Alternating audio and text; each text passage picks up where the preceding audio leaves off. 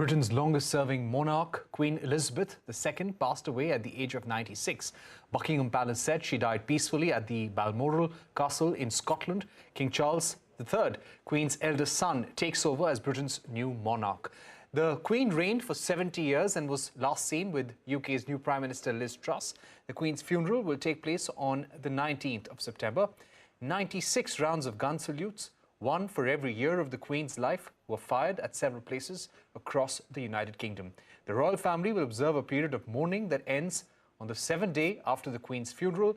India has also declared one-day state mourning on 11th of September as a mark of respect on the Queen's demise. Former Prime Minister Boris Johnson, paying his tribute to the Queen in the House of Commons, said she was the rock on which modern Britain was built. UK's new Prime Minister Liz Truss called her one of the greatest leaders the world has ever known. The Queen saw 16 Prime Ministers during her reign, with the last being Liz Truss. To discuss this further, we're now joined by Adela Suleiman, Washington Post reporter. Thank you for joining us, Adela. Could you give us a sense of the mood outside Buckingham Palace, the scenes that you witnessed when you went there? It's feeling extremely rudderless, without a figure that we have had present for over 70 years. And I think it comes on the back of a new Prime Minister here in England as well. So there's a real sense of uncertainty about the future. I would say, though, the fact that King Charles has travelled from Scotland to Buckingham Palace just in the last hour or so has really been quite a reassurance, and the crowds have been extremely happy to see him and have been chanting "God Save the King," which is something that most people are still adjusting to here. Right. Adela, what is the way forward in terms of protocol? When does the Queen's funeral now take place? So as we're hearing, we think the funeral will probably be around the 19th of September. There's a very strategic plan that's been in place, Operation London Bridge, for some time, which really is meticulously details what will happen in the event of the Queen's death and the accession to the throne of King Charles. So as the royal family just said this morning, there'll be a period of formal mourning. We've seen football matches have been cancelled here in the UK, big public events, concerts. So there'll be, a real somber mood, at least for the next 10 days in the build-up to the funeral. We expect her body will be lying in state in Edinburgh. It will probably move there tomorrow and over the weekend. People we don't know yet, but we assume the public will be able to pay their respects. And then the body of the Queen will travel to London, where she will also lie in state. And parliamentarians in Westminster will be able to pay their respects, and then also the public before her formal funeral in Westminster Abbey. And then we know that the body will be buried at Windsor Castle with her husband, Prince Philip, who died last year. Right. And who are the world leaders who are expected to come? We were reading that President Biden may be attending her funeral.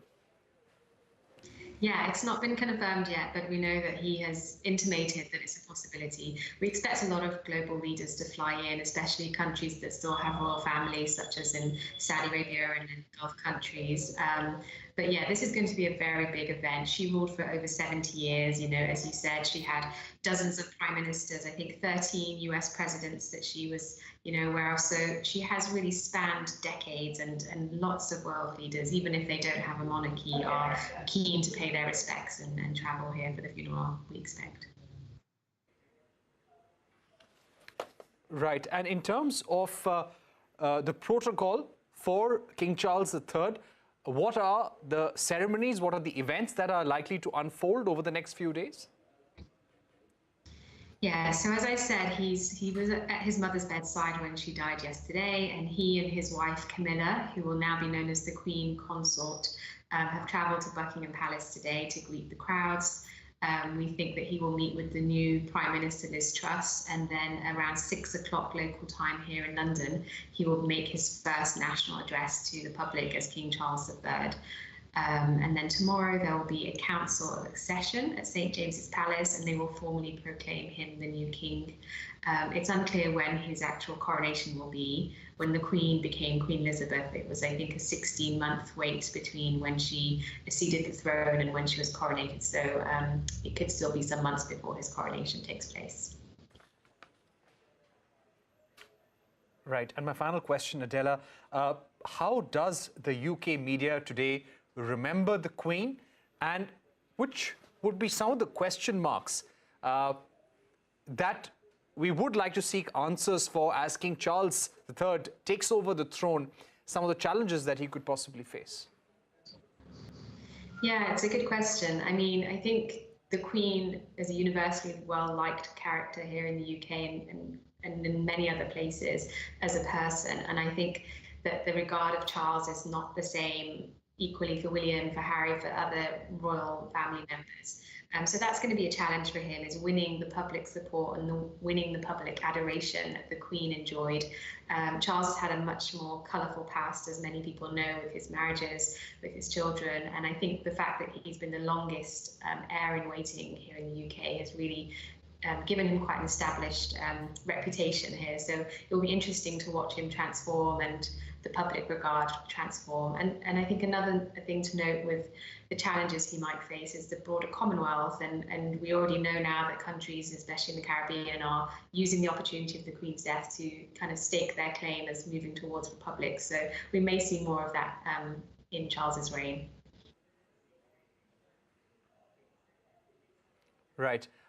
Thank you so much, Adela Suleiman, for joining us on the program. So what does the Queen's demise mean for the monarchy? I caught up with Andy Street, Mayor of West Midlands in the United Kingdom, and began by asking him about Queen Elizabeth's contribution to the monarchy and Britain's politics and their people as well. Take a look. The contribution of the Queen is just immense, very difficult to put into words. But I think for over 70 years, she has been the uniting force for the whole country and indeed the whole Commonwealth. And the way in which she was able to relate to everybody, whatever their background, whatever their faith, whatever their politics, has really drawn people together. And she's seen this country and indeed the Commonwealth through some very turbulent times for being that. So we will miss that incredibly. But I am confident that actually the new king, Charles III, will actually do the same thing. It's the feature of the monarchy over centuries. It rises above all divisions and is that uniting force. So I hope Charles will continue in the spirit of his wonderful mother. Right. There are also a lot of reports today questioning whether King Charles III will get the same respect in England and also across the world. What do you feel? That's a very interesting question. I'm sure he will get the same respect because people here understand that actually he is now the monarch and it is the institution that has the respect. I'm sure he's very well aware today, though, that he won't necessarily have the affection and the sort of love and warmth that the Queen had, because she had years to demonstrate that. All the people she connected with individually, and of course how she connected with people even she'd never met them, because people had that affection. So of course everyone would accept that's going to take time for the new king to build in the same way. Right. Now, over the last few years, were there also a lot of questions in the UK about the role, the future of the monarchy, whether such an institution is even needed, the rights and privileges that were enjoyed? Do you think some of those voices will grow louder now with the Queen's demise? Absolutely not. I think what this moment of transition from one sovereign to another actually demonstrates is the incredible support that the institution of the monarchy has in Britain. And, you know, given all the challenges that this country faces, the political differences that there are, I think people really do appreciate that having a head of state who is not drawn into politics, which is the usual model around the world, that gives us a huge uniting force. So I don't think there'll be many questions, if any, about the future of the monarchy. If I were to ask you one question on her biggest contribution over the last decade, what would that be?